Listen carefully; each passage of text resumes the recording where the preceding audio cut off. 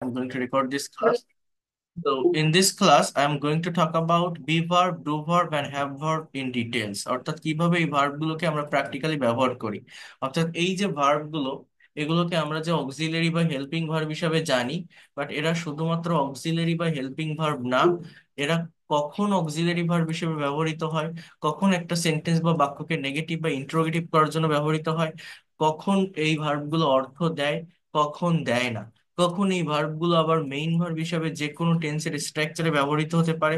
অর্থাৎ এই ভার্ব গুলো নিয়ে যে কনফিউশন আছে, যে ডাউট আমাদের আছে, সেই ডাউট বা কনফিউশন গুলো আমাদেরকে ক্লিয়ার করতে হবে। সেই ডাউট বা কনফিউশন গুলো আমাদেরকে সলভ করতে হবে। এটা যদি আপনারা সলভ করতে না পারেন, বিভিন্ন জায়গায় প্র্যাকটিক্যালি কনভারসেশন সলভ করতে গেলে, ফ্রি হ্যান্ডে কিছু বলতে গেলে, লিখতে গেলে আপনি প্রবলেম ফেস করবেন। কারণ এই do verb, verb, be verb এবং হ্যাভ ভার্ব, এগুলো কমনলি যে কোনো সেন্টেন্সে আমাদের ব্যবহার করতে হয়।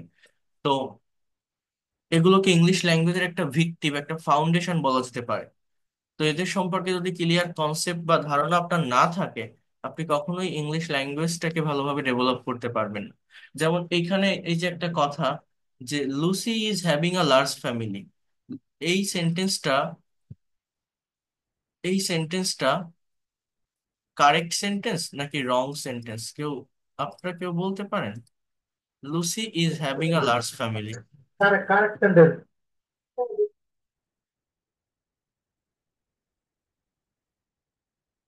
এই The সেন্টেন্স correct. এই সেন্টেন্সটা কারেক্ট না, এটা একটা ভুল সেন্টেন্স। এইরকম জায়গায় হ্যাভিং এর ব্যবহার হয় না। জাস্ট বাংলা অর্থটা এরকম, লুসির একটা বড় পরিবার আছে, আছে তো আছেই, সেটা তো আর চলতেছে না, কোনো কিছু কন্টিনিউয়াস কোনো কিছু বোঝাচ্ছে না। সেটা ভুল একটা সেন্টেন্স। এই সেন্টেন্সটা কারেক্ট সেন্টেন্স হচ্ছে Lucy has a large family, সাবজেক্টটা third person singular number, has হবে, প্রেজেন্ট ইনডিফিনিট টেন্সে হবে। এখন এটাকে যদি আমি নেগেটিভ করতে বলি, অর্থাৎ আমি যদি আপনাকে এরকম একটা কথা বলি যে লুসির বড় পরিবার নেই, বলেন তো এটার ইংলিশ কি হবে? যে লুসির বড় পরিবার নেই, এটার ইংলিশ কি হবে বলতে পারেন? Lucy doesn't. Lucy does not Lucy has হ্যাঁ, Lucy এই যে Lucy has not a large family বা Lucy doesn't a large family, এই যে বলছেন এটা ভুল সেন্টেন্স। তাহলে এগুলো আপনারা জানেন না, এদের সম্পর্কে আমাদের ক্লিয়ার কনসেপ্ট নেই। এগুলো কিন্তু খুবই সিম্পল থিংস, খুবই basic things, basic grammar. But আপনারা অনেকেই অনেক higher educated, honours masters complete করে গেছেন, বিভিন্ন জায়গায় বিভিন্ন প্রতিষ্ঠানে জব করছেন, তারপরেও আমাদের ছোটবেলা থেকে বলেন, একাডেমিক লাইফে বলেন, ইংলিশ নিয়ে ওইভাবে ডিটেলসে চর্চা করা হয়নি, আমরা করিনি, আমরা ল্যাঙ্গুয়েজটাকে ভালোভাবে শিখতে পারিনি। তাই এই বিষয়গুলো আমরা জানি না, খুব বেসিক জিনিস। বাট আপনি পারেন না কিন্তু, এবং এটা না পারার কারণেই আপনি ইংরেজি বলতে গেলে বিভিন্ন জায়গায়, বিভিন্ন সময়, বিভিন্ন টাইমে প্রবলেম ফেস করেন। কারণ এই জিনিসগুলোকে, এই যে be verb, do verb, have verb, এই যে ডাজ, হ্যাড, এগুলোকে আমাদের ব্যবহার করতে হয়। বাট খুবই বেসিক থিংস জিনিসগুলো, কিন্তু আমরা এটা ক্লিয়ার ইউজটা আমি জানি না। এই জন্য কনফিউশন ফেস করি বিভিন্ন জায়গায় কিছু লিখতে গেলে বা বলতে গেলে। কারণ এগুলো ইংলিশ ল্যাঙ্গুয়েজের একটা ভিত্তি বা ফাউন্ডেশন। এগুলো ভালোভাবে না জানলে, এগুলোর সেন্স ভালোভাবে না বুঝলে, ইউজ ভালোভাবে না করতে পারলে, কখনো কারেক্ট ওয়েতে একটা সেন্টেন্স বা বাক্য লিখতে পারবেন না। হ্যাঁ। তো আমি একটু দেখাই, সবাই মনোযোগ দিয়ে দেখেন, বোঝার চেষ্টা করেন, বিষয়গুলোকে ভালোভাবে নেওয়ার চেষ্টা করবেন। হ্যাঁ। তাহলে দেখেন, প্রথমত ইউজ অফ বি ভার্ব। এখানে কি লেখা আছে দেখেন, বলছে যে আমরা জানি ভার্ব হচ্ছে একটা সেন্টেন্স এর হার্টবিট। হার্ট মানে কি? প্রাণ। ভার্ব ছাড়া আমরা কোনো সেন্টেন্স তৈরি করতে পারি না। সমস্ত ভার্বের মধ্যে একটা গুরুত্বপূর্ণ ভার্ব হচ্ছে বি ভার্ব, যে ভার্বটি অনেক ফর্মে, অনেক নামে এবং বিভিন্ন ভাবে একটা সেন্টেন্সে ব্যবহৃত হয়ে থাকে। তো আজ আমরা বি ভার্বের সমস্ত ব্যবহার শিখবো। দেখেন, বিই, বি, যার অর্থ হচ্ছে হওয়া, থাকা বা কোনো কিছুর অবস্থান বোঝানো। অর্থাৎ এই যে বি, এটা দুইটা মিনিং, একটা হচ্ছে হওয়া আর একটা হচ্ছে থাকা। এটা এক্সটেনশনের উপর ডিপেন্ড করে ইউজ হয়। অর্থাৎ এক্সটেনশনে যদি নাউন থাকে তাহলে বি এর মানে হওয়া, যদি প্লেস বা অ্যাডভার্ব থাকে তাহলে বি এর মানে থাকা। এগুলো আমি দেখাচ্ছি আপনাদের। মেইনলি যে বিষয়টা বলতে চাচ্ছি বা যে বিষয়গুলো আমি আপনাদেরকে বোঝাতে চাচ্ছি, সেটা হচ্ছে এই যে বি ভার্ব, বি একটা ভার্ব, বিই, এটা ইংলিশের একটা শব্দ, একটা ওয়ার্ড। যার একটা নাম হচ্ছে হওয়া বা থাকা। কথাগুলো ভালোভাবে বুঝবেন, আমি যেভাবে বুঝাই আপনার প্রশ্নের জায়গা থাকবে না, আমি একবারেই ক্লিয়ার হয়ে যাবে সেইভাবেই কিন্তু আমি প্রত্যেকটা বিষয় বোঝাই, আপনাদের একটু মনোযোগ দিয়ে নিতে হবে। তো এই বি ভার্বের কিছু ফর্ম আছে, যেমন বি নিজে একটা বেস বা রুট ফর্মের ভার্ব, আবার এর প্রেজেন্ট ফর্ম গুলো হচ্ছে অ্যামিজ। আর প্রতিটা ভার্বের মেইন ফর্ম মানে বেস ফর্ম বা প্রেজেন্ট ফর্ম সেম হয়, বাট এই ভার্বটা অন্যান্য সকল ভার্বের মতো এদের ফর্ম হয়, বাট একটু ডিফারেন্ট। অর্থাৎ বি এর প্রেজেন্ট ফর্ম হচ্ছে অ্যামিজার, পাস্ট ফর্ম হচ্ছে ওয়াজায়ার, পাস্ট পার্টিসিপল ফর্মটা হচ্ছে বিন, আর প্রেজেন্ট পার্টিসিপল বি ফোর যেটা সেটা হচ্ছে বিং। তো টোটাল এই যে ফর্ম গুলো, এই অ্যামিজার, অজার, বিন, বিং, এগুলো মূলত আমরা কোথায় ব্যবহার করি? অ্যামিজার, অজার প্রেজেন্ট কন্টিনিউয়াস বা পাস্ট কন্টিনিউয়াস টেন্সে ব্যবহার করি। বিন এটা পারফেক্ট টেন্সের প্যাসিভের স্ট্রাকচারে বসে কিন্তু অক্সিলারি ভার্ব হিসেবে, বা পারফেক্ট কন্টিনিউয়াস টেন্সে বিন এর ব্যবহার হয়, আপনারা জানেন হ্যাভ বিন, হ্যাজ বিন, তাই না? আর বিং এটা কন্টিনিউয়াস টেন্সের অক্সিলারি মানে প্যাসিভে বসে, যেমন অ্যাম being, is being, are being, was being, were being, shall be being, will be being, এগুলো প্যাসিভের বিভিন্ন স্ট্রাকচারে বসে। তো এগুলো যখন ওইখানে বসে, তখন সেটা অক্সিলারি ভার্ব, এবং এই ভার্বগুলোর ওইরকম ভাবে অ্যাকচুয়াল কোনো অর্থ বা মিনিং দেয় না। কিন্তু এই যে ভার্বগুলো অ্যাম, is, are, was, R, bin, being, এই যে ভার্বগুলো আপনারা দেখছেন, এই ভার্বগুলো একটা মেজর রোল প্লে করে। এই ভার্বগুলোরও অন্যান্য সকল ফাইনাইট ভার্ব বা প্রিন্সিপাল ভার্বের মতো একটা অর্থ বা মিনিং আছে, যখন এরা নিজেরা মেইন ভার্ব হিসাবে বসে, অক্সিলারি ভার্ব হিসাবে বসে না। অক্সিলারি মানে কি? হেল্পিং। হেল্পিং মানে কি?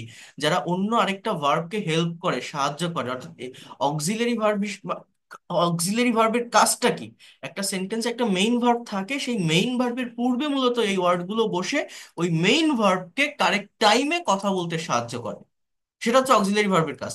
কিন্তু এই ওয়ার্ড গুলো যদি অক্সিলারি হিসেবে কাজ না করে, অর্থাৎ অন্য একটা মেইন ভার্বের পূর্বে না বসে এরা নিজেরাই যদি মেইন ভার্ব হিসাবে বসে, তাহলে এটা কিন্তু যে কোনো টেন্সে ইউজ করা যায় বা ব্যবহার করা যায়। হয়তো বুঝতে পারেননি আমার কথাটা, বোঝার চেষ্টা করেন। দেখেন এইখানে বলছে প্রেজেন্ট টেন্সের ভিতর এই বি ভার্ব গুলো আমরা প্রেজেন্ট ইনডিফিনিট এবং প্রেজেন্ট কন্টিনিউয়াস টেন্সে ব্যবহার করি। বি ভার্বের যে ফর্ম গুলো আমাকে একটু বুঝতে হবে, সবকিছু দেখাচ্ছে, একটু ধৈর্য ধরেন।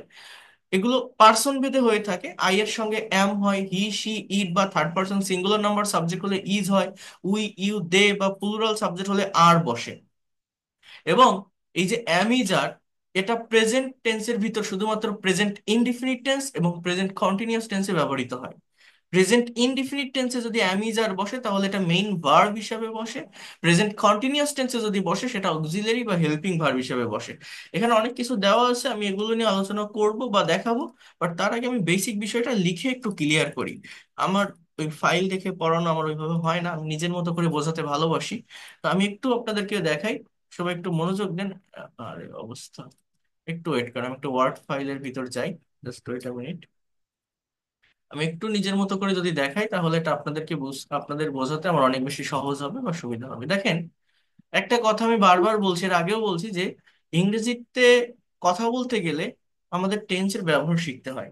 বাট টেন্সটা অ্যাকচুয়ালি কি? টেন্স গুলো মূলত, আসলে টেন্স জিনিসটা কি? আমি বলছি যে এটা হচ্ছে মূলত ভার্বের ফরম্যাট চেঞ্জ।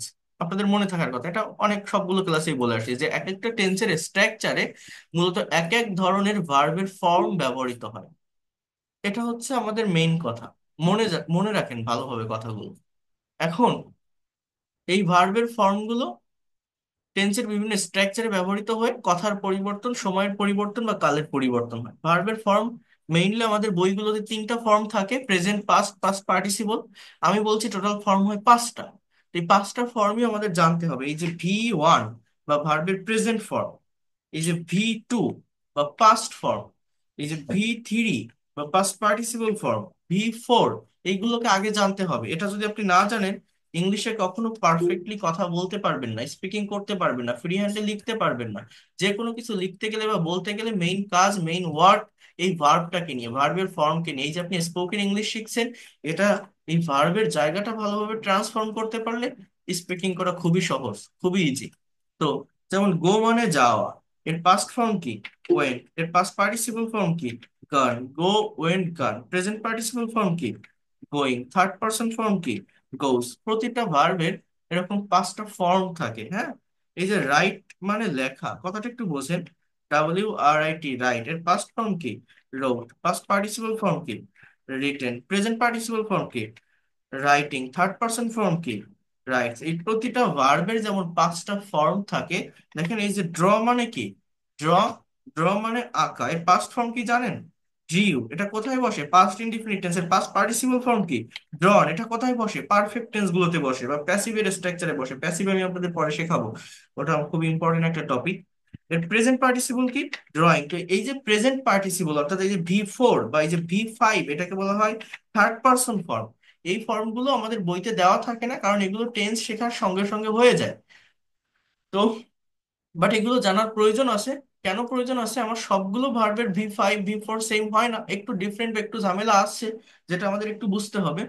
তো দেখেন আমি যদি এইভাবে, ড্রাইভ মানে কি? চালানো, এর পাস্ট ফর্ম কি? ড্রোভ। পাস্ট পার্টিসিপল ফর্ম কি? ড্রিভেন। পাস্ট পার্টিসিপল কি? Driven. Present participle driving, third person drives. Speak মানে কি বলেন তো? বলা। পাস্ট ফর্ম কি? স্পোক। পাস্ট পার্টিসিপল ফর্ম কি? স্পোকেন। Speak, spoke, spoken. হ্যাঁ। এর প্রেজেন্ট পার্টিসিপল ফর্ম কি? স্পিকিং। থার্ড পারসন ফর্ম কি? স্পিক্স। এই যে V5 যেটা লিখছে, এগুলো কখন বসে? যখন কোনো বাক্য প্রেজেন্ট ইনডিফিনিট টেন্স হয়, শুধুমাত্র প্রেজেন্ট ইনডিফিনিট টেন্স, অন্য কোথাও না কিন্তু। এবং সাবজেক্টটা থার্ড পারসন সিঙ্গুলার নাম্বার হয়, অর্থাৎ হি, শি, ইট বা রহিম, করিম, এনি কাইন্ডস অফ সিঙ্গেল নাম যদি বোঝায়। ঠিক আছে। এটা হলে ভার্বের V5 বা থার্ড পারসন ফর্মটা বসে থাকে। এরকম ভাবে প্রত্যেকটা ভার্ব, এই যে ব্রেক মানে কি বলতে পারেন? ভাঙা। এর পাস্ট ফর্ম কি? ব্রোক। এর পাস্ট পার্টিসিপল ফর্ম কি? ব্রোকেন। প্রেজেন্ট পার্টিসিপল ফর্ম কি? ব্রেকিং। থার্ড পারসন ফর্ম কি? ব্রেকস। এইভাবে আমি আপনাদের কিন্তু ভোকাবুলারি শিখাবো, এবং এই ভোকাবুলারিতে সেন্টেন্স তৈরি করা শিখাবো। বিশেষ করে ভোকাবুলারিতে যারা দুর্বল, ভোকাবুলারি বলতে ভার্বের ভোকাবুলারি, ভার্বের বাংলা অর্থ, যেগুলো মোস্ট ইউজফুল ভার্ব, যেগুলো আমরা ডে টু ডে লাইফে প্রচুর ব্যবহার করি, অ্যাজ ওয়েল এস এগুলোর ফর্ম। ফর্ম না জানলে হবে না, ফর্মটা আমাদের শিখতেই হবে। ঠিক আছে। যেমন এই একটা ভার্ব স্টেল। স্টেল মানে কি বলতে পারেন? চুরি করা। এর পাস্ট ফর্ম হচ্ছে স্টোল। তাহলে আমি যদি বলি সে টাকা চুরি করেছিল, ইংলিশ কি হয় জানেন? হি স্টোল মানি। আমরা অনেকে এই ধরনের পাস্ট টেন্স করেছিল, অনেকে আমরা ওয়াজ ব্যবহার করি, ডিড ব্যবহার করি। He did steal money, he was steal money, এসব বলি আমরা। বাট পাস্ট টেন্স মানে এই ডিড, ওয়াজ এগুলো না। পাস্ট ইনডিফিনিট টেন্সের অ্যাফার্মেটিভ সেন্টেন্স বা মেইন সেন্টেন্স মানে হচ্ছে মেইন ভার্বের পাস্ট ফর্ম বসে, প্রিন্সিপাল ভার্বের পাস্ট ফর্ম বসে। এই went, road, drew, drove, spoke, broke, stole, এই ধরনের ফর্ম গুলো বসে। আমরা অনেকেই ওয়াজ ওয়ার দেখলেই ওয়াজ ওয়ার বলি, কিন্তু না, বা ডিড বলি না, এগুলো হয় না। এগুলোর ফাংশনটা আমাকে বুঝতে হবে। আচ্ছা, এর পাস্ট পার্টিসিপল কি জানেন? স্টোলেন। স্টোলেন, তাহলে সে টাকা চুরি করেছে, he has stolen money. Stealing. তো এরকম ভাবে এই যে এই ভার্বগুলোকে আমরা প্রিন্সিপাল ভার্ব বলি বা ফাইনাইট ভার্ব বলি, তাই না? তো এই ভার্বের মতোই আমাদের ইংলিশে বি নামের একটা ভার্ব আছে। BE, B. এটা বেস ফর্মের একটা ভার্ব, অন্যান্য সকল ভার্বের মতোই বাট একটু ডিফারেন্ট। এই বি ভার্বের প্রেজেন্ট ফর্মটা আবার অ্যামিজার। অ্যামিজার। এর পাস্ট ফর্ম হচ্ছে ওয়াজ, ওয়াজ, ওয়ার। এর এর এর পাস্ট পার্টিসিপল ফর্ম হচ্ছে বিন, বি থেকে বিন। এর প্রেজেন্ট পার্টিসিপল হচ্ছে বিং। আর থার্ড পারসন ওইভাবে হয় না, but subject third person singular নাম বলে যে ফর্মটা বসে আর কি, ইজ বা অজ, এইটা। এই বি এর বাংলা অর্থটা কি বললাম? বি এর বাংলা অর্থ হচ্ছে হওয়া বা থাকা। কথাটা একটু মনোযোগ দিয়ে বোঝেন। বি এর বাংলা অর্থটা হচ্ছে হওয়া অথবা, সরি, অথবা থাকা। এটা হচ্ছে বি এর মানে, দুইটা মিনিং দেয়, একটু ডিফারেন্ট। হ্যাঁ। যদি অবজেক্টের প্লেস থাকে বি এর মানে থাকা, যদি পার্সন থাকে বি এর বাংলা অর্থ বা মিনিংটা হচ্ছে হওয়া। এবার বলছেন, এইভাবে আমাদের এই যে ডু নামের একটা ভার্ব আছে, পাস্ট ফর্ম হচ্ছে ডিড, পাস্ট পার্টিসিপল হচ্ছে ডান, প্রেজেন্ট পার্টিসিপল হচ্ছে ডুইং, থার্ড পারসন ফর্মটা হচ্ছে ডাজ। এইভাবে প্রতিটা ভার্ব আমাদের, আহ হ্যাভ ভার্ব আছে। হ্যাভ এর পাস্ট ফর্ম কি? দেখেন হ্যাড। এর পাস্ট পার্টিসিপলও হ্যাড। আমরা অনেকে বলি হ্যাভ হ্যাজ হ্যাড, বাট না, have had had, have had had. ঠিক আছে। এর এর এর এর প্রেজেন্ট পার্টিসিপল হচ্ছে হ্যাভিং, বাট হ্যাভিংটাকে সব জায়গায় বসানো যায় না। ইটিং আর স্পেন্ডিং টাইম, এই দুইটা জায়গায় হ্যাভিং এর ব্যবহার করা যায়। যাই হোক, আমি সেটা বলবো। আর এর থার্ড পারসন ফর্ম হচ্ছে হ্যাজ। তো প্রত্যেকটা ভার্বের থার্ড পারসন ফর্ম দেখেন, ভার্বের সাথে এস বা ইএস। স্পিক থেকে স্পিক্স, ব্রেক থেকে ব্রেকস, স্টেল থেকে স্টেলস, হ্যাঁ, কিন্তু এই হ্যাভ ভার্বের থার্ড পারসন হচ্ছে হ্যাজ, হ্যাভস না, কিন্তু HAVES এরকম না, হ্যাজ। তো এটা একটু ডিফারেন্ট, এই জন্য আমাদের এই ভার্বের থার্ড পারসন ফর্মটাকেও জানতে হয়। এখন এই যে ফর্মগুলো লিখলাম বা যেটা বলছি, এই ফর্মগুলো আমাদের জানা প্রয়োজন বা জানা দরকার, কেন জানতে হবে? আমরা এগুলো শিখি টেন্সের বিভিন্ন স্ট্রাকচার ইউজ করার জন্য। যেমন মনে করেন, আমি যদি বলি যে হি, একটা সাবজেক্ট নিলাম, হি মানে কি? সে। এবার একটা ভার্ব নিব, ফর এক্সাম্পল হি রাইটস, সে লেখে। কি লেখে?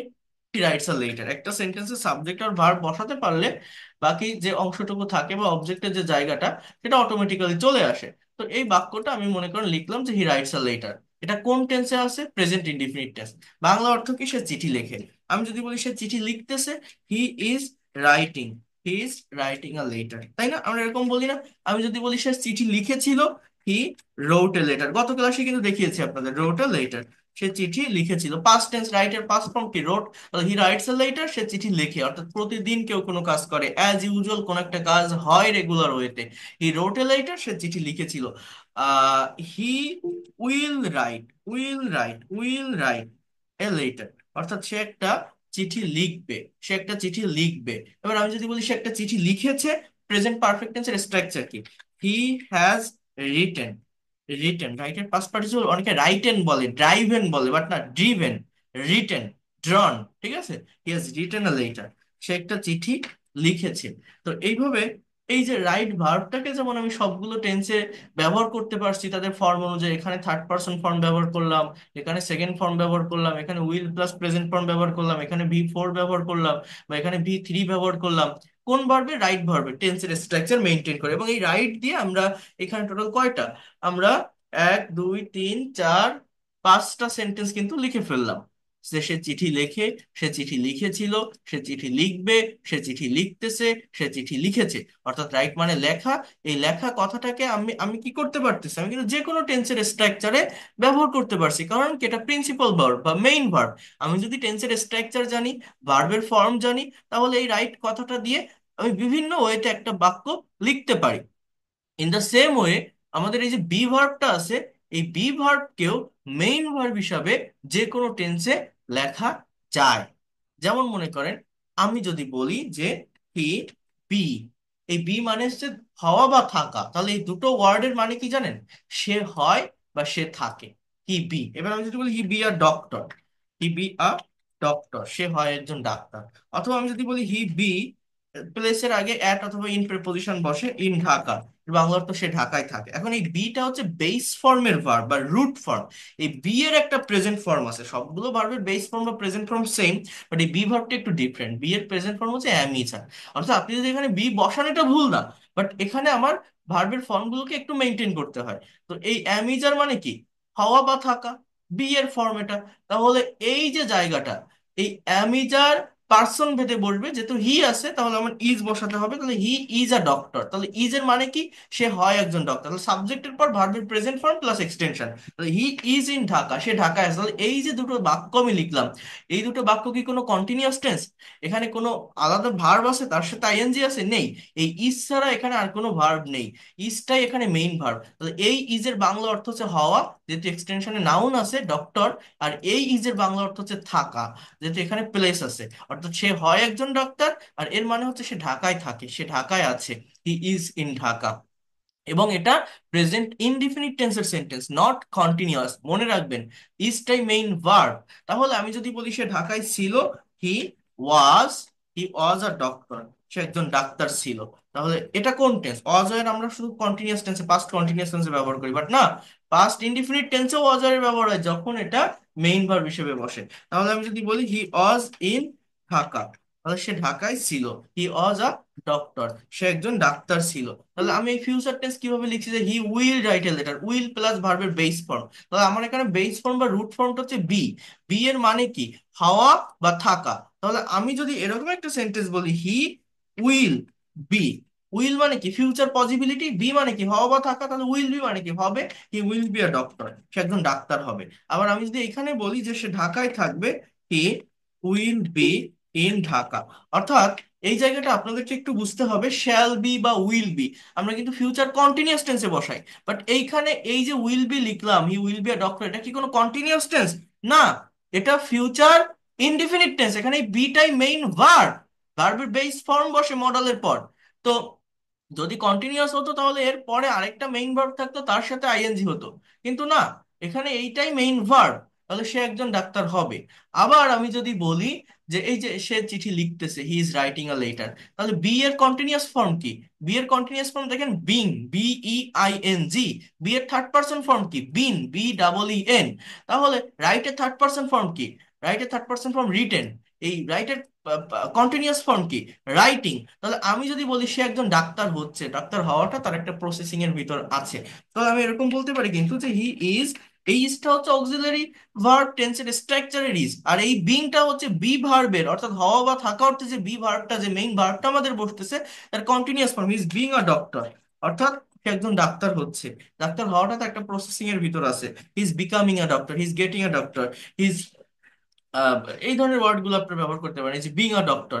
এরপর আমি যদি বলি সে একজন ডাক্তার হয়েছে, পারফেক্ট টেন্সে যদি বলি হি হ্যাজ বিন, বি মানে কি হওয়া, বিন মানে হয়েছে, আর অক্সিলারি ভার্ব হ্যাজ বলবে, প্রেজেন্ট পারফেক্ট টেন্স, আর ডক্টর। অর্থাৎ এইখানে যে বিনটা আমি লিখছি, এই বিনটা কিন্তু আমার মেইন ভার্ব, এটা কোনো অক্সিলারি ভার্ব নয়। হ্যাভ বিন বা হ্যাজ বিন থাকলেই আমরা ভাবি যে মনে হয় পারফেক্ট কন্টিনিউয়াস টেন্স বা প্যাসিভের কোনো স্ট্রাকচার, বাট এটা পারফেক্ট কন্টিনিউয়াসও না, প্যাসিভের কোনো স্ট্রাকচারও না, এটা জাস্ট প্রেজেন্ট পারফেক্ট টেন্সের অ্যাক্টিভের একটা সেন্টেন্স। এবং এই যে বিনটা, এই বিনটা এখানে মেইন ভার্ব, এই বিনের একটা নিজস্ব অর্থ আছে, যার মানে হচ্ছে হয়েছে, সে একজন ডাক্তার হয়েছে। আপনি এই বিনের পরিবর্তে বিকামও দিতে পারেন, বিকামের মানে হওয়া, গেট ভার্বের ব্যবহার করতে পারেন, গেট মানেও হওয়া, ঠিক আছে, কিন্তু আপনার এই বিনটা কারেক্ট, এটা রাইট সেন্টেন্স, এটা বি ভার্বের পাস্ট পার্টিসিপল ফর্ম। তাহলে আমি যদি বলি যে সে 2 মাস ঢাকায় থেকেছে, he has been in Dhaka for 2 month, 2 month, এটা কোনো প্রেজেন্ট পারফেক্ট কন্টিনিউয়াস টেন্স না, আবারও বলছি, বা কোনো প্যাসিভের স্ট্রাকচার না। আমরা শুধু স্ট্রাকচারের বিনই পড়ে থাকি, এটা মেইন ভার্বের বিন, মেইন ভার্ব, এটা জাস্ট প্রেজেন্ট পারফেক্টের অ্যাক্টিভের একটা সেন্টেন্স, ঠিক আছে। সে ঢাকায় থেকেছে 2 মাস, তার মানে আমি মেইন যে কথাটা, অর্থাৎ আমি আপনাদের মেইনলি যে বিষয়টা বোঝাতে যাচ্ছি, সেটা হচ্ছে এই যে অ্যাম ইজ আর ওয়াজ আর, এই যে ভার্ব গুলো শ্যাল বি, উইল বি, এই ভার্বগুলোকে আমরা যে অক্সিলারি ভার্ব হিসাবে জানি, এই ভার্বগুলোকে আমরা যে হেল্পিং ভার্ব হিসাবে জানি, আমরা মনে করি এরা কন্টিনিউয়াস টেন্সগুলোতে বসে অক্সিলারি বা হেল্পিং ভার্ব হিসাবে। বিষয়টা এরকম না। এই কনসেপ্ট, এই ধারণাটা আমাদেরকে আগে ব্রেন থেকে মুছে ফেলতে হবে। আমাদের এইটা বুঝতে হবে, অন্যান্য সকল মেইন ভার্ব বা প্রিন্সিপাল ভার্বের মতো, অর্থাৎ গো মানে যেমন যাওয়া, রাইট মানে যেমন লেখা, ড্র মানে যেমন আঁকা, স্পিক মানে যেমন বলা, এবং এই ভার্বগুলোর যেমন 5টা ফর্ম আছে, এই ভার্বগুলো যেমন মেইন ভার্ব হিসাবে যে কোনো টেন্সের স্ট্রাকচারে তাদের নিজস্ব অর্থ অনুযায়ী বসতে পারে এবং অর্থ দিতে পারে, এই am is are was were shall be will be, এই যে ভার্বগুলো আছে, এরাও মেইন ভার্ব হিসাবে যে কোনো টেন্সের স্ট্রাকচারে তাদের নিজস্ব অর্থ অনুযায়ী, তাদেরও 5টা ফর্ম আছে অন্যান্য প্রিন্সিপাল ভার্বের মতো, এরাও প্রিন্সিপাল ভার্ব হিসাবে বসতে পারে। এদেরও একটা নাম আছে, ডু ভার্ব যেমন, গো ভার্ব যেমন, রাইট যেমন একটা ভার্ব, এটা হচ্ছে বি একটা ভার্ব, যেটা মেইন ভার্ব বা প্রিন্সিপাল ভার্ব হিসাবে তাদের নিজস্ব ফর্ম অনুযায়ী, নিজস্ব অর্থ অনুযায়ী যে কোনো টেন্সে বসতে পারে অ্যাজ আ মেইন ভার্ব, এবং অর্থ দিতে পারে। আর অক্সিলারি ভার্ব হিসাবে যখন এরা বসে কন্টিনিউয়াস টেন্সগুলোতে, তখন এরা কোনো অর্থ দেয় না। এই যে বি এর মানে বলছে হওয়া বা থাকা, হচ্ছে, হয়েছে, থেকেছে, এই ধরনের কোনো অর্থ তখন আর দেয় না যখন এরা অক্সিলারি ভার্ব হিসাবে বসে, অন্য একটা মেইন ভার্বের পূর্বে বসে। বাট যখন এরা নিজেরাই মেইন ভার্ব হিসাবে বসে, এই ভার্বের অন্যান্য সকল ফাইনাইট ভার্বের মতো, আমি আবারও বলছি, 5টা ফর্ম আছে, এই ভার্বও আমাদের 12টা টেন্সের যে কোনো টেন্সের স্ট্রাকচারে তাদের নিজস্ব অর্থ অনুযায়ী বসতে পারে, অন্যান্য সকল প্রিন্সিপাল ভার্বের মতো। এই বিন দেখলেই যে শুধু বলবো পারফেক্ট কন্টিনিউয়াস টেন্স বা প্যাসিভের স্ট্রাকচার, বিন দেখলেই যে বলবো যে প্যাসিভের কোনো কন্টিনিউয়াস টেন্সের স্ট্রাকচার না। এই যে he is being a doctor, এটা কোনো প্যাসিভ ভয়েস না, এটা অ্যাক্টিভ ভয়েসের সেন্টেন্স, এটা জাস্ট প্রেজেন্ট কন্টিনিউয়াস টেন্সের অ্যাক্টিভের একটা স্ট্রাকচার। বাংলা অর্থ সে একজন ডাক্তার হচ্ছে। আমার যদি প্যাসিভ হতো এরপরে আরেকটা V3 থাকতো, বা অন্য কোনো কিছু হতে পারতো, বাট এটা প্যাসিভ না। আমাকে এই বিষয়টা বুঝতে হবে, এই ধারণাটা বাদ দিতে হবে যে বি, বিন, বিং বা অ্যাম ইজ, আর ওয়াজ, আর শ্যাল বি, উইল বি, এরা অক্সিলারি ভার্ব, এই ধারণাটা বাদ দিতে হবে। এরা অক্সিলারি ভার্ব না, এরা বি ভার্ব, এরা মেইন ভার্ব, এরা প্রিন্সিপাল ভার্ব। এদের ফর্ম আছে, এদের অর্থ আছে, আরো বেশি অর্থ আছে, এবং এরা যে কোনো টেন্সে বসতে পারে। অক্সিলারি বা হেল্পিং তখনই এদেরকে বলবো যখন এরা অন্য আরেকটা মেইন ভার্বের পূর্বে বসবে, বসে সেই ভার্বটাকে কথা বলতে সাহায্য করবে। অক্সিলারি ভার্ব হিসেবে যখন বসে, তখন এই অ্যাম ইজ আর ওয়াজ এর কোনো অর্থ দেয় না। এই যে বলছি এদের অর্থ হওয়া বা থাকা, এই ধরনের কোনো অর্থ এরা দেয় না। আমার কথাটা কি আপনারা কেউ বুঝতে পেরেছেন? একটুও? আমি কি একটু বোঝাতে পেরেছি? ধন্যবাদ। দেখেন, এতটা ডিটেলস এই বিষয়গুলো এতটা ধরে ধরে কেউ বলবে না, কেউ বোঝাবে না। একটু মনোযোগ দিয়ে নিতে হবে। এই সময় একবার চলে গেলে হাজার হাজার টাকা খরচ করেও অনেকে 20,000 25,000 টাকা দিয়ে আইএলটিএস এর কোর্সে ভর্তি হয়, একটা টিচারের কাছ থেকে কিছু শিখতে পারে না। ছোট ছোট কিছু রুলস স্ট্রাকচার শিখে চলে আসে। আমি এই যে আপনাদেরকে পড়াচ্ছি, আমি কিন্তু এই ফাইলটা ধরে যদি পরপর চলে যেতাম, এতক্ষণ আমার শেষ হয়ে যেত। এই ফাইলে যা আছে, এই এই দেখে পড়ালে এতক্ষণ শেষ হয়ে যেত। বাট এই যে আমি লিখে লিখে পরিশ্রম করে দেখাচ্ছি, পড়াচ্ছি, আমার মতো করে আলাদা করে পড়াচ্ছি, এইভাবে ডিটেলসে কেউ দেখাবেও না, পড়াবেও না। আমি এতটুকু আপনাদেরকে বলতে পারি অ্যাসিওর করে। এই জন্য বলছি কথাগুলো যে মনোযোগ দিয়ে বোঝার চেষ্টা করবেন, নেওয়ার চেষ্টা করবেন। দরকার হলে ইনস্ট্যান্ট ক্লাসে বুঝতে না পারলে একটু সময় বের করে আলাদাভাবে রেকর্ডটা দেখবেন। এখানে আলাদাভাবে বোঝাই দেওয়ার মতো কিছুই নেই, নিজে একটু মনোযোগ দিলেই আপনারা পারবেন। এই জিনিসগুলো খুবই সিম্পল, খুবই বেসিক থিংস, বাট আপনারা পারেন না। বিশ্বাস করেন, এগুলো আমরা জানি না বলেই ইংলিশে বিভিন্ন জায়গায় পদে পদে ভুল করি। সেন্টেন্স তৈরি করতে গেলে বিভিন্ন ফাংশনে আমরা ভুল করি, স্পিকিং বা রাইটিং এ। ঠিক আছে? তাহলে এবার আমি যদি একটু ওই ফাইলটাতে আসি, তাহলে আমি কি বললাম? তাহলে আমার এই যে বি ভার্বের ভিতর যে অ্যামিজারটা আছে, এই অ্যামিজার শুধুমাত্র প্রেজেন্ট ইনডিফিনিট এবং প্রেজেন্ট কন্টিনিউয়াস টেন্সে ব্যবহৃত হয়ে থাকে। প্রেজেন্ট ইনডিফিনিট টেন্স এটা মেইন ভার্ব, আর প্রেজেন্ট কন্টিনিউয়াস টেন্সে অক্সিলারি ভার্ব হিসেবে বসে। যেমন এই যে বাক্যগুলো, আমরা আগে অ্যামিজার অজার দেখলেই বলতাম যে কোনো কন্টিনিউয়াস টেন্স হয়তো, কিন্তু না। দেখেন, এই যে বাক্যগুলো, I am a doctor, he is a teacher, they are farmers, Rahim is a good boy, you are a very smart girl, he is good at English, Karim is a scientist, Rupa is a beautiful girl, they are very intelligent, those are the sentences of present indefinite tense, not continuous. এই যে doctor, teacher, farmer, এগুলো আবার object না। আমরা মনে করি যে একটা সেন্টেন্স তৈরি করতে গেলে subject plus verb plus object লাগে। অবজেক্ট না, আমি কিন্তু বারবার বলছি এক্সটেনশন বলবেন। এই জায়গাটাতে কমপ্লিমেন্ট, অ্যাডভার্বিয়াল বা অবজেক্ট বসে। অবজেক্ট তাকে বলে যখন কোনো সেন্টেন্সের ভার্বকে কি বা কাকে দ্বারা প্রশ্ন করা হয়, কোথায়, কখন, কিভাবে দ্বারা প্রশ্ন করা হলে অ্যাডভার্ব বসে। আর কমপ্লিমেন্ট, এই এই যে ডক্টর, টিচার, ফার্মার, এগুলোকে কমপ্লিমেন্ট বলা হয়। কমপ্লিমেন্ট মানে পরিপূরক। যে সেন্টেন্সের সাবজেক্ট এবং অবজেক্ট একই ব্যক্তি বা বস্তু থাকে, তাকে কমপ্লিমেন্ট যুক্ত সেন্টেন্স বলে। এগুলোকে কখনো ওইভাবে বড় করা যায় না, এগুলোর ভিতরে এক্সট্রা ইনফরমেশন যোগ করা যায় না, এগুলোকে কখনো প্যাসিভ ভয়েস করা যায় না, যেহেতু এখানে কোনো অবজেক্ট নেই। অর্থাৎ এই অ্যাম ইজ আরটা এখানে মেইন ভার্ব। যে সেন্টেন্স গুলোতে এই অ্যাম ইজ আর, অজ আর, অর্থাৎ বি ভার্ব গুলো মেইন ভার্ব হিসেবে কাজ করে, এদেরকে একাধারে লিঙ্কিং বা কপিউলেটিভ ভার্বও বলে। এই সেন্টেন্স গুলোকে কমপ্লিমেন্ট যুক্ত সেন্টেন্স বলে। কমপ্লিমেন্টের বাংলা অর্থ হচ্ছে পরিপূরক। এমন কোন সেন্টেন্স যেখানে সাবজেক্টে যে থাকবে, অবজেক্টেও তাকেই বলা হবে, তার সম্পর্কেই কথা বলে। অর্থাৎ আই এম আ ডক্টর, যে আই সেই doctor, he is a teacher, যে হি সেই টিচার, দে আর ফার্মার, যারা দে তারাই farmer, Rahim is a good বয়, যে রহিম সেই গুড বয়। অর্থাৎ সাবজেক্টে যে থাকে, অবজেক্টেও সেই থাকে।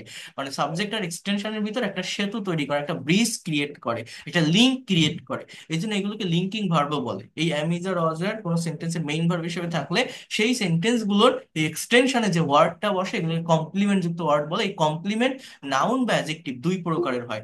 যেমন এই ডক্টর, টিচার, ফার্মার, এগুলো হচ্ছে আমার নাউন।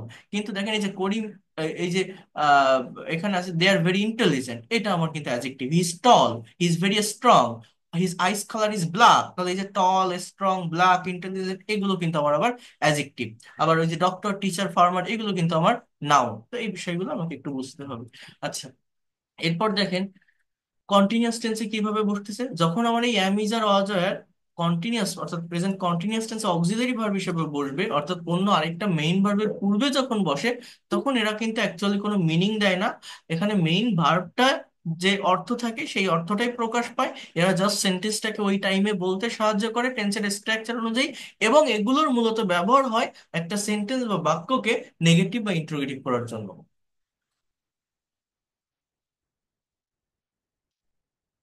যেমন দেখেন, ইজ প্লেইং ফুটবল, বাংলা অর্থ কি? Present continuous tense. বর্তমানে কোন একটা কাজ হচ্ছে বা চলছে বোঝালে তাকে প্রেজেন্ট কন্টিনিউয়াস টেন্স বলে। সাবজেক্ট প্লাস অ্যামিজার প্লাস ভার্বের সঙ্গে আইএনজি। তো এখানে অ্যামিজার অক্সিলারি, প্লেইংটা মেইন ভার্ব, ড্রয়িংটা মেইন ভার্ব, ওয়ার্কিংটা মেইন ভার্ব, এরাই মূলত কাজ করবে। তো সে ফুটবল খেলছে, they R drawing a picture, তারা ছবি আঁকছে। করিম ইজ ওয়ার্কিং একটা কোম্পানি, করিম একটা কোম্পানিতে কাজ করছে। I am doing my homework, আমি আমার হোমওয়ার্ক করছি। He is doing his, he is going to the market, সে বাজারে যাচ্ছে। You are writing a letter, তুমি একটা চিঠি লিখছো। তো এইগুলোকে আমরা বলছি কি? Present continuous tense. এই অ্যাম ইজ আর ওয়াজ আর এর সাথে নট বসালে একটা সেন্টেন্স বা বাক্য নেগেটিভ হয়, এবং এই অ্যাম ইজ আর ওয়াজ আর সাবজেক্টের আগে নিয়ে আসলে একটা সেন্টেন্স বা বাক্য ইন্ট্রোগেটিভ হয়। যেটা গতকালকে আমি বলছিলাম, যেমন ইউ আর ইটিং রাইস, এটাকে আমি যদি নেগেটিভ করতে চাই, তুমি ভাত খাচ্ছ, তুমি ভাত খাচ্ছ না, you are not eating rice, তুমি কি ভাত খাচ্ছ? Are you eating rice? Aren't you eating rice? They are playing football, তারা ফুটবল খেলছে। They are not playing football, তারা ফুটবল খেলছে না। আর দে প্লেইং ফুটবল, তারা কি ফুটবল খেলছে? আরেন্ট দে প্লেইং ফুটবল, তারা কি ফুটবল খেলছে না? আরেন্ট দে প্লেইং ফুটবল, তারা কি ফুটবল খেলছে না? হুম। এরপর কি আছে দেখেন, এই যে কোশ্চেন, এই কোশ্চেন হচ্ছে দুই রকমের হয়। এটাও আমি গত ক্লাসে বলছি। একটা হচ্ছে ইয়েস নো কোশ্চেন, আর একটা হচ্ছে ডাবল ইউএস কোশ্চেন। অর্থাৎ অক্সিলারি ভার্ব দিয়ে যে কোশ্চেনটা তৈরি হয় তাকে ইয়েস নো কোশ্চেন বলে। যেমন আর দে প্লেইং ফুটবল, তারা কি ফুটবল খেলছে? You can say yes or no. Yes বা নো বলেই এই উত্তরগুলো কমপ্লিট করা যায়। কিন্তু এদের আগে, অর্থাৎ এই অক্সিলারি ভার্বের আগে যদি আপনি ডাবল ইউএস ওয়ার্ড যুক্ত করেন, তাকে ডাবল ইউএস ওয়ার্ড যুক্ত ইন্টারোগেটিভ সেন্টেন্স বা ইনফরমেটিভ কোশ্চেন বলে। অর্থাৎ এখানে আর ইয়েস নো বললে হয় না, একটা ইনফরমেশন দিতে হয়। আমি যদি বলি যে where are they playing football, তারা কোথায় ফুটবল খেলছে, তো আপনাকে তো একটা জায়গাকে মেনশন করতে হবে, ডিসক্রাইব করতে হবে যে তারা এই জায়গাটাতে খেলছে। Why are they playing football, তারা কেন ফুটবল খেলছে? How are they playing football, তারা কিভাবে ফুটবল খেলছে? Why aren't they playing football. এটা হচ্ছে ডাবল বেস ওয়ার্ড যুক্ত নেগেটিভ ইন্ট্রোগেটিভ সেন্টেন্স। অর্থাৎ একটা সেন্টেন্সকে আমাদের ট্রান্সফর্ম করা শিখতে হবে, ভাঙা শিখতে হবে, এক জায়গায় রেখে দিলে হবে না। তাহলেই দ্রুত ফ্লুয়েন্সিটা গ্যাদার হবে, ফ্লুয়েন্সিটা আসবে। যেমন দেখেন, একটা বাক্য থেকে কতগুলো বাক্য আমরা তৈরি করতে পারি। একটু স্ক্রিনশট দিয়ে নেন, আপনারা এটা নিজেরা করার চেষ্টা করবেন, বাংলা করার চেষ্টা করবেন, বা নতুন আরেকটা মেইন ভার্ব নিয়ে সেগুলোকে নেগেটিভ ইন্ট্রোগেটিভ করবেন। যেমন দেখেন, he is driving a car, সে একটা গাড়ি চালাচ্ছে। He is not driving a car, সে গাড়ি চালাচ্ছে না। Is he driving a car, সে কি একটা গাড়ি চালাচ্ছে? Isn't he driving a car, সে কি গাড়ি চালাচ্ছে না? Why is he driving a car, সে কেন একটা গাড়ি চালাচ্ছে? Where is he driving a car, সে কোথায় গাড়ি চালাচ্ছে? How is he driving a car, সে কিভাবে গাড়ি চালাচ্ছে?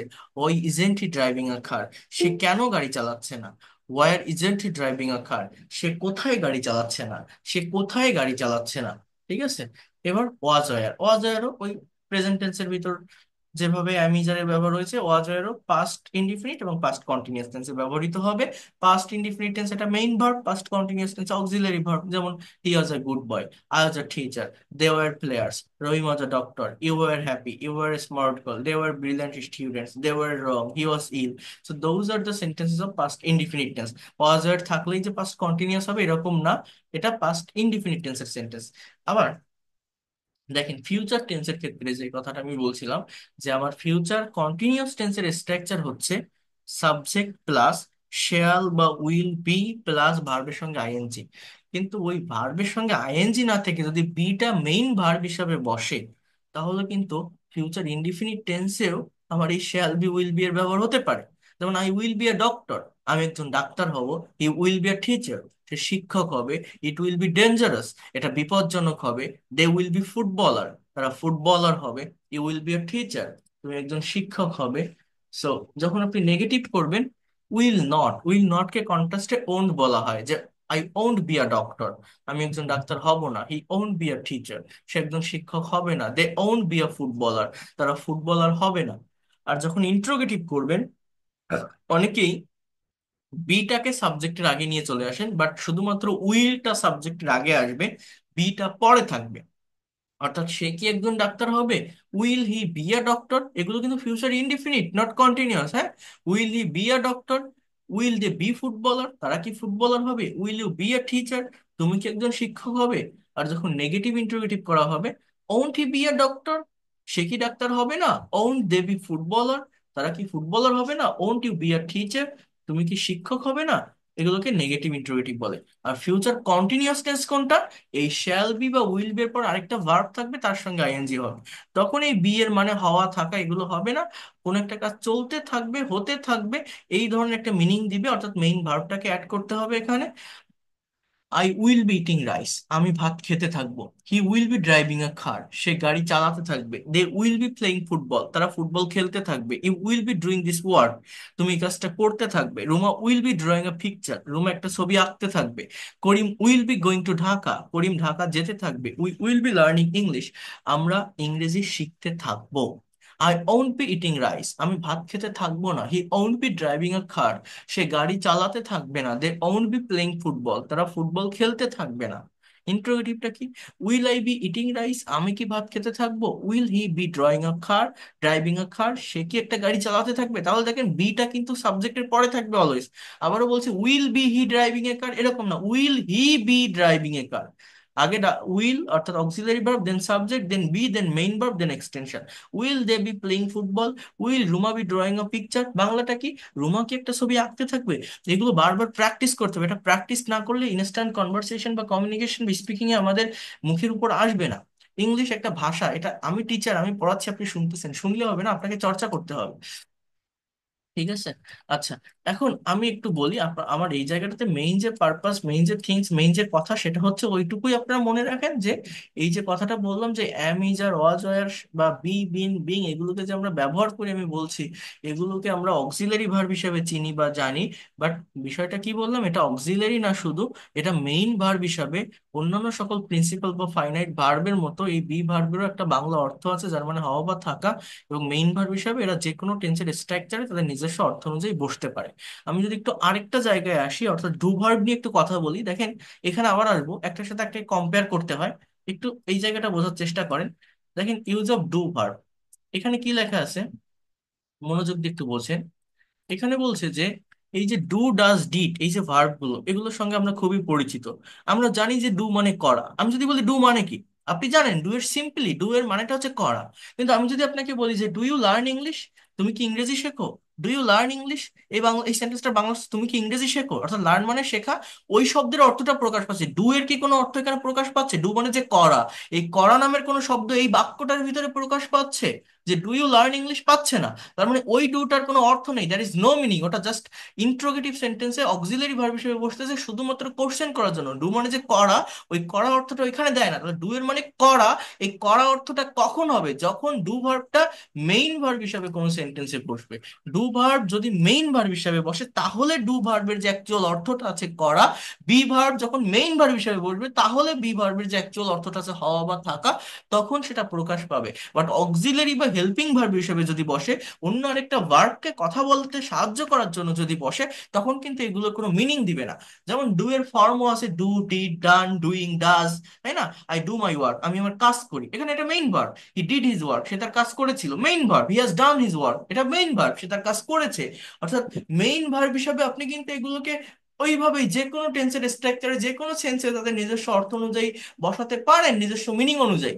কিন্তু দেখেন কি বলছে এখানে, এই ডু ভার্বটির সবচেয়ে গুরুত্বপূর্ণ যে ব্যবহার, সেটি হচ্ছে ডু, ডাজ, ডিড প্রধানত প্রেজেন্ট ইনডিফিনিট টেন্স এবং পাস্ট ইনডিফিনিট টেন্সকে নেগেটিভ এবং ইন্ট্রোগেটিভ করার জন্য ব্যবহৃত হয়।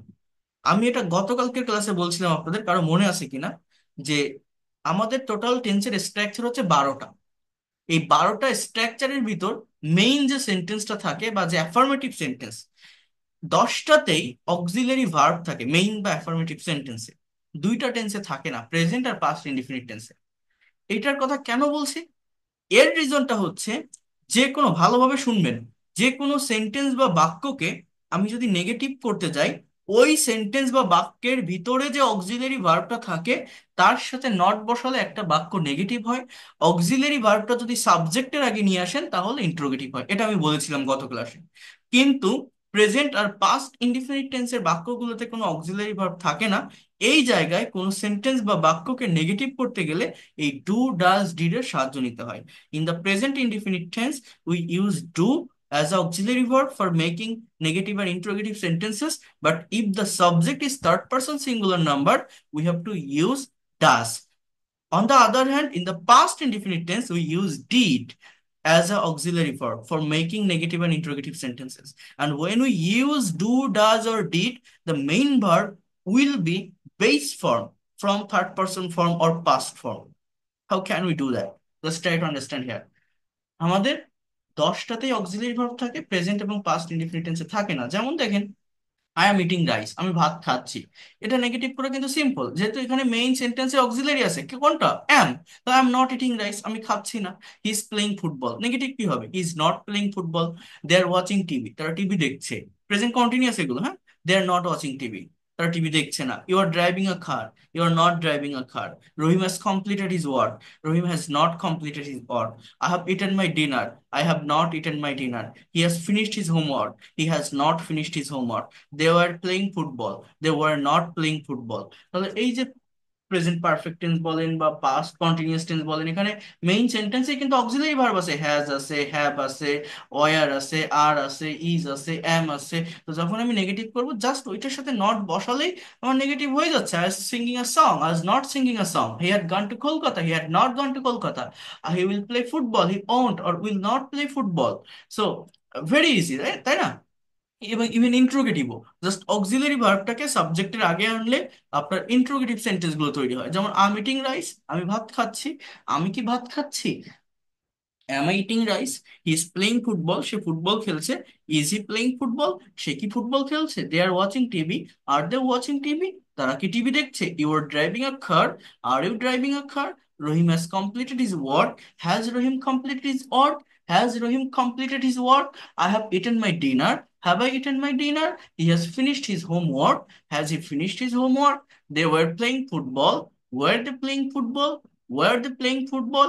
I was singing a song. Was I singing a song? He had gone to Kolkata. Had he gone to Kolkata? He will play football. Will he play football? I will go to the market. Will I go to the market? He will be driving a car. সে একটা গাড়ি চালাতে থাকবে। Will he be driving a car? সে কি একটা গাড়ি চালাতে থাকবে? Will he be driving a car? They will be drawing a picture. তারা একটা ছবি আঁকতে থাকবে। Will they be drawing a picture? তারা কি ছবি আঁকতে থাকবে? খুবই সহজ, তাই না? কিন্তু যে সেন্টেন্স গুলোতে, অর্থাৎ অ্যাফার্মেটিভ সেন্টেন্সে যেখানে এই অক্সিলারি ভার্ব থাকে না, সেগুলো আমরা কি করব? যেমন এই যে বাক্যটা দেখেন, I play football, subject I, verb পেলে তারপর football. He sat in the restaurant, seated past form sat, এটা পাস্ট ইনডিফিনিট, আগেরটা present indefinite. They go to the school, they go to school. He writes a letter, he discuss the matter. I spoke in English, speak এর past form spoke, discuss এর past form discussed. বা he writes a letter, ভার্বের third person form. অর্থাৎ এই যে বাক্যগুলো আছে, এখানে তো আর আপনি এরকম বলতে পারবেন না, I play not football, he sat not in the restaurant, তাই না? এখানে কিন্তু মেইন সেন্টেন্স বা অ্যাফার্মেটিভ সেন্টেন্স গুলোতে অক্সিলারি ভার্ব নেই। এগুলো প্রেজেন্ট বা পাস্ট ইনডিফিনিট টেন্সের সেন্টেন্স। এই জায়গাটাতে আমার নিয়ম হচ্ছে, নেগেটিভ বা ইন্টারোগেটিভ করতে গেলে অক্সিলারি ভার্বের সাথে নট বসাতে হবে, ইভেন অক্সিলারি ভার্বকে সাবজেক্টের আগে আনতে হবে। তো এই জায়গাটাতে অক্সিলারি ভার্ব হিসাবে আমরা ডু, ডাজ, ডিড এর ব্যবহার করব। এবং যখন এই do, does, did K auxiliary verb হিসাবে ব্যবহার করব প্রেজেন্ট বা পাস্ট ইনডিফিনিট টেন্সের সেন্টেন্স বা বাক্যগুলোকে নেগেটিভ এবং ইন্ট্রোগেটিভ করার জন্য, তখন কিন্তু এই ভার্ব গুলোর কোনো মিনিং দিবে না। অর্থাৎ এই যে ডু মানে যে করা, এই ধরনের কোনো অর্থ দেয় না, অর্থটা মূলত মেইন ভার্বের দেয়। এরা জাস্ট নেগেটিভ বা ইন্ট্রোগেটিভ করার জন্যই বলবে। যেমন I play football, I do not play football, আমি ফুটবল খেলি না। ডু মানে যে করা, এই করা মিনিং দেয় না। করা অর্থটা কখন দিবে? যখন এই ভার্বটা মেইন ভার্ব, ডু ভার্ব যদি কোনো সেন্টেন্সে মেইন ভার্ব হিসেবে বসে, তখন অর্থ দিতে পারে। বাট অক্সিলারি ভার্ব হিসেবে বসলে there is no meaning. They draw a picture, just it is used for making negative or interrogative sentences. So they draw picture, তারা একটা ছবি আঁকে। They don't draw picture. You eat rice, you don't eat rice. I write a letter, I don't write a letter. I sing a song, I don't sing a song. He plays football, he does not play football. অর্থাৎ subject যদি third person singular number হয়, এই জায়গাটাতে একটু আপনারা focus করেন, ভার্বের সাথে এস বা ইএস বলবে। আর যখন আপনি নেগেটিভ করবেন, ডু এর সাথে ইএস বলবেন। মানে এই প্লেসটা হচ্ছে প্লে ভার্বের থার্ড পার্সন ফর্ম, আর এই ডাজটা হচ্ছে ডু ভার্বের থার্ড পার্সন ফর্ম। নেগেটিভ করার জন্য আগে তো ডু ভার্ব নিতে হবে। তো আমার সাবজেক্ট থার্ড পারসন হলে ডাজ বসাচ্ছি, আর যখন আমি ডাজ বসাচ্ছি, আমার ওই প্লের সাথে সাথে আর এস থাকবে না, অর্থাৎ পরপর দুটো থার্ড পারসন ফর্মের ভার্ব বসবে না। মেইন ভার্বটা প্রেজেন্ট ফর্মে চলে যাবে। অর্থাৎ he does not play football, এটা আমার নিয়ম, ঠিক আছে? শি সিংস আ সং, সে একটা গান গায়, she does not sing a song, সে গান গায় না। Rahim draws a picture, Rahim does not draw picture. It has a red colour, it doesn't have a red colour. এই দেখেন, এই জায়গাটা কেউ বোঝেন? এখানে বলছে it has a red colour, এখানে বলছে it doesn't have a red colour. এইরকম কেন হলো? এই জিনিসটা নিয়ে আমি কথা বলবো, আমি দেখাচ্ছি। যেমন করিম ড্রাইভস এ কার, করিম গাড়ি চালায়, করিম ডাজেন্ট ড্রাইভ এ কার। করিম গাড়ি চালায় না, অর্থাৎ ডাজ বসাইছি, এই জন্য এই ড্রাইভস এর যে এসটা পরের সেন্টেন্সে, আর আমি ড্রাইভস বসাইনি, ড্রাইভ বসালাম। অর্থাৎ ডাজ বসালে মেইন ভার্বটার সাথে আর এস বাই এস থাকে না, ওটা প্রেজেন্ট ফর্মে চলে আসে। বাট এই যে ইট has a red colour, it doesn't have a red colour, এইটা কেন হলো? এই ফাংশনগুলোকে আমাকে একটু বুঝতে হবে। এরপর দেখেন, ইন্টারোগেটিভেও আমরা ওইভাবে হবে, অর্থাৎ অক্সিলারি ভার্বটা আগে আসবে। I play football, do I play football, they draw picture, do they draw picture, you tries, do you tries, I write a letter, do you write, do I write a letter. হ্যাঁ, so এইভাবে এগুলো বসতেছে। Past টেন্সে কি হচ্ছে? সাবজেক্টের পর ভার্বের past form. এই পাস্ট টেন্সটা খুবই গুরুত্বপূর্ণ, মনে রাখবেন। অ্যাফার্মেটিভ বা মেইন যে সেন্টেন্স বা বাক্যটা, মেইন ভার্বের পাস্ট ফর্ম বসে, এবং আমরা অনেকেই ভার্বের এই পাস্ট ফর্ম সম্পর্কে ধারণা রাখি না। প্রেজেন্ট ফর্ম আমরা সবাই চিনি, কারণ এটা ওয়ার্ড পড়তে পড়তে হয়ে যায়। ইভেন পাস্ট পার্টিসিপল ফর্ম আমরা ভালো জানি, কারণ পাস্ট পার্টিসিপল পারফেক্ট টেন্সে ব্যবহৃত হয়, অ্যাজ ওয়েল অ্যাজ প্যাসিভের সমস্ত স্ট্রাকচারে ব্যবহৃত হয়। মানে ইট এর past participle eaten, right written, draw ড্রন, এই ফর্মগুলো আমরা জানি, কিন্তু ভিতরের যে ফর্মটা, এইটা আমরা পরিচিত না, অতটা জানিও না, কারণ এটা শুধুমাত্র পাস্ট টেন্সের স্ট্রাকচারে ছাড়া, অর্থাৎ পাস্ট ইনডিফিনিট টেন্সে ছাড়া অন্য কোথাও ব্যবহৃত হয় না। কিন্তু পাস্ট ইনডিফিনিট টেন্সেরই যে প্রচুর ব্যবহার আছে আমাদের স্পিকিং এ বা রাইটিং এ, এটাই তো আমরা বুঝি না। তো এই জন্য ওইটা কিন্তু জানতে হবে। মানে ইটের পাস্ট ফর্ম এট, ATE। আপনি 90% মানুষের কাছে শুনে দেখবেন ইট এবং ইটেনটা জানে, এট জানে না। ইটের যে পাস্ট ফর্ম এট, আমি যদি বলি আমি ভাত খেয়েছিলাম, আই এট রাইস। সে ছবি এঁকেছিল, he drew a picture. Draw জানে, ড্রন জানে। ড্রাইভ জানেন, ড্রিভেন জানে, কিন্তু ড্রাইভের পাস্ট ফর্ম যে ড্রোভ, এটা অনেকে জানেন। সে একটা গাড়ি চালিয়েছিল, হি ড্রোভ এ কার। অর্থাৎ এই ভার্বের পাস্ট ফর্মটা শুধুমাত্র পাস্ট ইনডিফিনিট টেন্সে স্ট্রাকচার হয়, মানে ব্যবহার হয়, এই জন্য এটা অনেকে জানে না। বাট এটা আমাকে জানতে হবে। পাস্ট টেন্সের মেইন সেন্টেন্স বা অ্যাফার্মেটিভ সেন্টেন্সে ভার্বের পাস্ট ফর্ম বলবে। নেগেটিভ করার ক্ষেত্রে ডিড এর ব্যবহার হয়। ডিড হচ্ছে ডু এর পাস্ট ফর্ম। ইন্ট্রোগেটিভেও সাবজেক্টের আগে ডিড আসবে। তো যখন ডিডের ব্যবহার হবে, তখন আর মেইন ভার্ব পাস্ট ফর্মে থাকবে না, পরপর দুটো পাস্ট ফর্মের ভার্ব বসতে পারে না। মেইন ভার্বটা প্রেজেন্ট ফর্ম বা বেস ফর্মে চলে আসবে। I played football, I didn't play football. Or did I play football, I ate rice, আমি ভাত খেয়েছিলাম, আই ডিডেন্ট ইট রাইস, আমি ভাত খাইনি। ডিড আই ইট রাইস, আমি কি ভাত খেয়েছিলাম? আই স্পোক ইন ইংলিশ, আমি ইংরেজি বলেছিলাম, I didn't speak in English, আমি ইংরেজি বলিনি। Did I speak in English, আমি কি ইংরেজি বলেছিলাম? আই মেট হিম, আমি তার সাথে দেখা করেছিলাম বা সাক্ষাৎ করেছিলাম, আই ডিডেন্ট মিট হিম, আমি দেখা করিনি। ডিড আই মিট হিম, আমি কি দেখা করেছিলাম? হি ড্রিউ আ পিকচার, সে একটা ছবি এঁকেছিল, হি ডিডেন্ট ড্র আ পিকচার, সে ছবি আঁকেনি। Did he draw a picture, সে কি ছবি এঁকেছিল? আই অ্যাট রাইস, আমি ভাত খেয়েছিলাম, আই ডিডেন্ট ইট রাইস, আমি ভাত খাইনি। ডিড আই ইট রাইস, আমি কি ভাত খেয়েছিলাম? ডিডেন্ট আই ইট রাইস, আমি কি ভাত খাইনি। আই স্পোক ইন ইংলিশ, আমি ইংরেজি বলেছিলাম, I didn't speak in English, আমি ইংরেজি বলিনি। Did I speak in English, আমি কি ইংরেজি বলেছিলাম? Didn't I speak in English, আমি কি ইংরেজি বলিনি। Why didn't I speak in English, আমি কেন ইংরেজি বলিনি। একটা সেন্টেন্সকে ভাঙতে হবে, হ্যাঁ। হি ড্রিউ আ পিকচার, সে একটা ছবি এঁকেছিল। হি ডিডেন্ট ড্র পিকচার, অর্থাৎ ডিড ব্যবহার করলে মেইন ভার্বটার পাস্ট ফর্মে থাকবে না, প্রেজেন্ট ফর্মে চলে আসবে। সে কি একটা ছবি এঁকেছিল? ডিড হি ড্র পিকচার, সে কি ছবি আঁকেনি? Didn't he draw picture. Where did he draw a picture, সে কোথায় ছবি এঁকেছিল?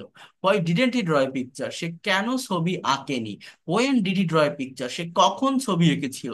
ইউ রোট এ লেটার, তুমি একটা চিঠি লিখেছিলে। You didn't write a letter, তুমি চিঠি লেখোনি। Did you write a letter, তুমি কি চিঠি লিখেছিলে? Didn't you write a letter, তুমি কি চিঠি লেখোনি। Why didn't you write a letter, তুমি কেন চিঠি লেখোনি? When did you write a letter, তুমি কখন চিঠি লিখেছিলে? দে ড্রোভ এ কার, তারা একটা গাড়ি চালিয়েছিল। They didn't they didn't drive a car, তারা গাড়ি চালায়নি। Did they drive a car, তারা কি গাড়ি চালিয়েছিল? Didn't they drive a car, তারা কি গাড়ি চালায়নি। Why did they drive a car, তারা কোথায় গাড়ি আহ চালিয়েছিল। Why did they drive a car, তারা কেন গাড়ি চালিয়েছিল। When did they drive a car, তারা কখন গাড়ি চালিয়েছিল। Why didn't they drive a car, তারা কেন গাড়ি চালায়নি।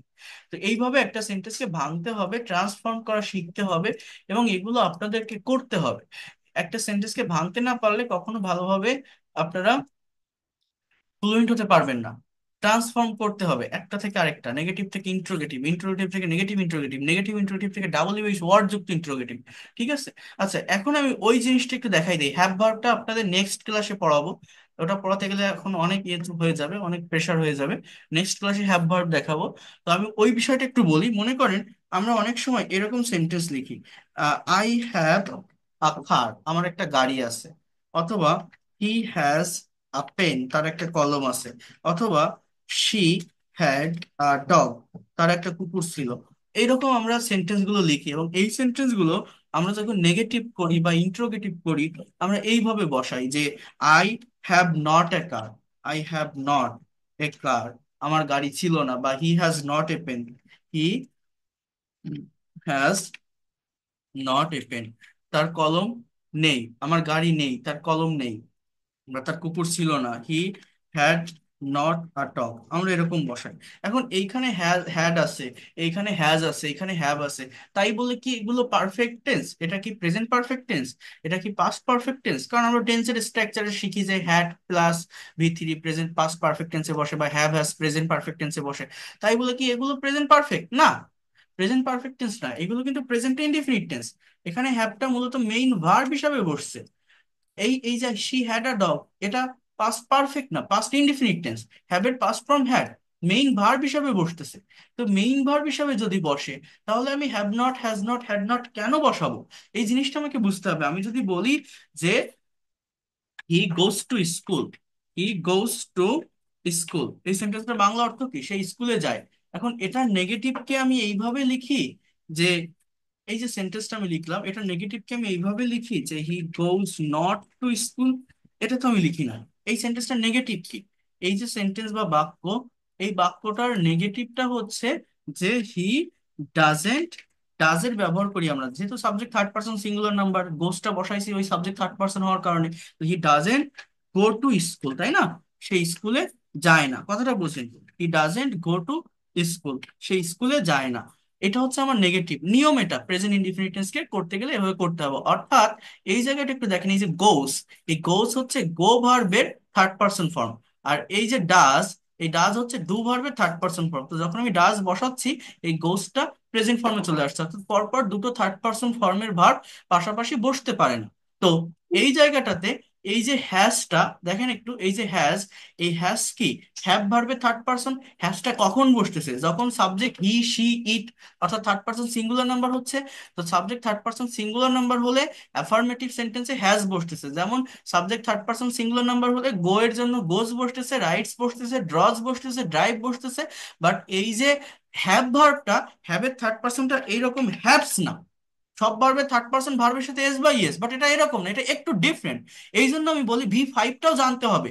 আমরা এরকম মুখে বলি, টেন্সে শিখি যে subject third person singular number হলে ভার্বের সাথে এস বাই এস বসাতে হবে। তাহলে আমি এখানে এই যে এটা লিখলাম যে তার একটা গাড়ি আছে, এখন আছে ইংরেজি আমি জানি হ্যাভ, তাহলে আমি এই হ্যাজ কেন লিখবো? আমি হি হ্যাভস এ পেন বলি, হি হ্যাভস আ পেন বলি, তার একটা কলম আছে। বাট এটা কি কোনো ভার্বের ফর্ম? না।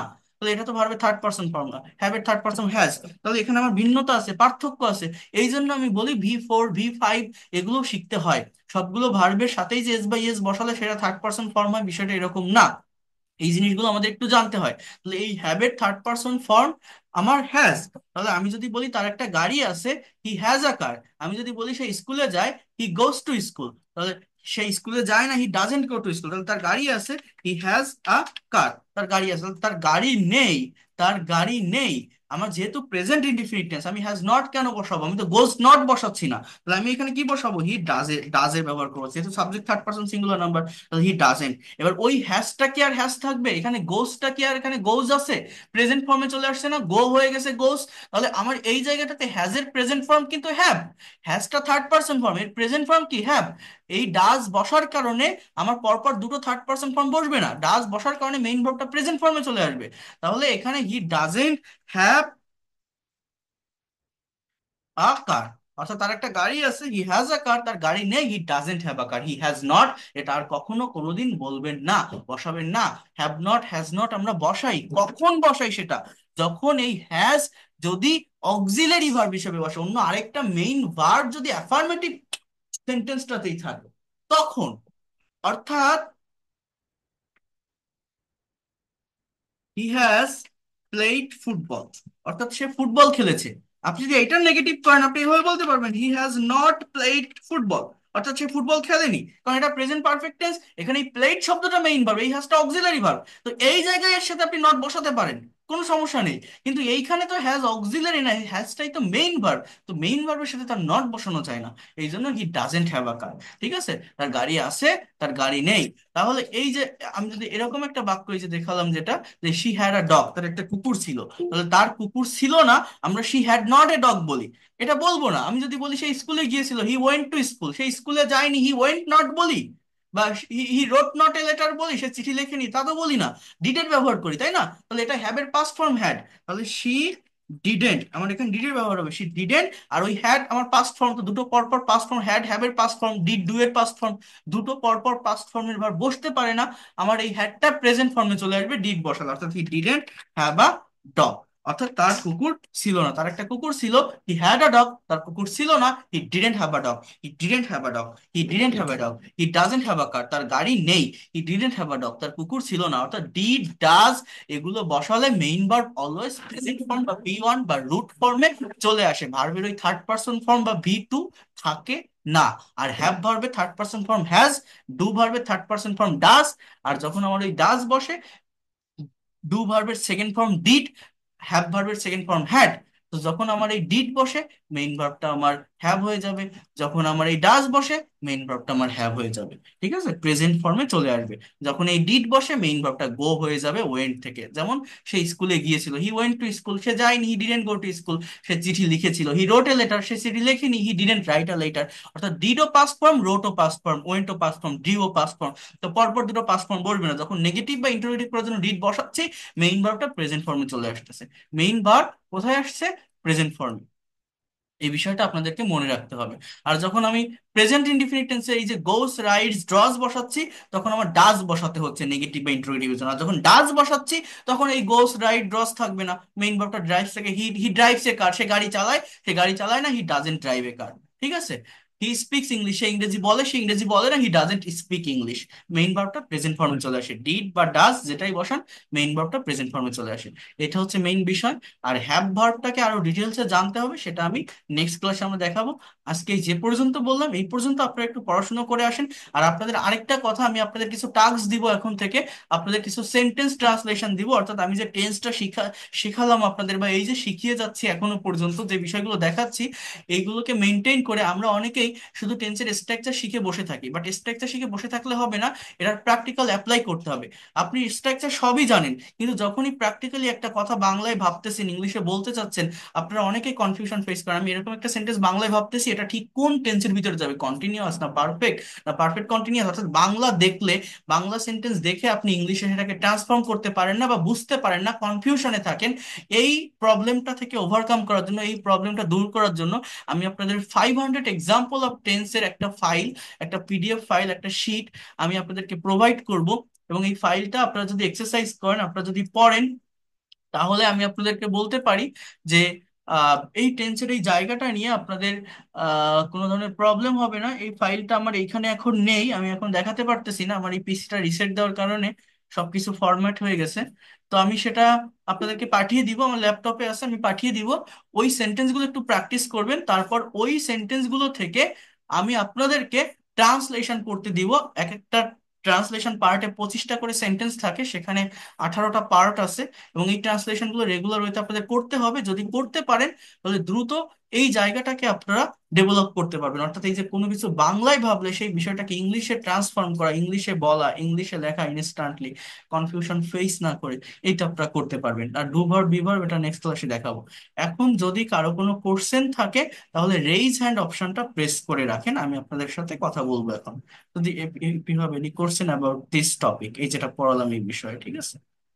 অন্যরা কেউ কথা বলবে না, যাকে ডাকবো সেই কথা বলবেন। বলেন, আতাউর রহমান, কি প্রশ্ন? আনমিউট করে কথা বলেন। আতাউর রহমান। আসসালামু আলাইকুম। হ্যাঁ, ওয়ালাইকুম আসসালাম, বলেন।